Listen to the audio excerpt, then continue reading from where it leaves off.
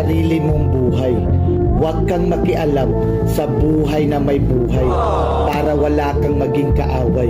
Kaya huwag mong ipaliwanag ang sarili mo sa ibang tao dahil mahirap maging tama sa mata na puro mali ang nakikita sa iyo. Kaya huwag ka kaagad maniniwala sa mga istorya dahil mabilis kumakalat ang kasinungalingan kaysa katotohanan.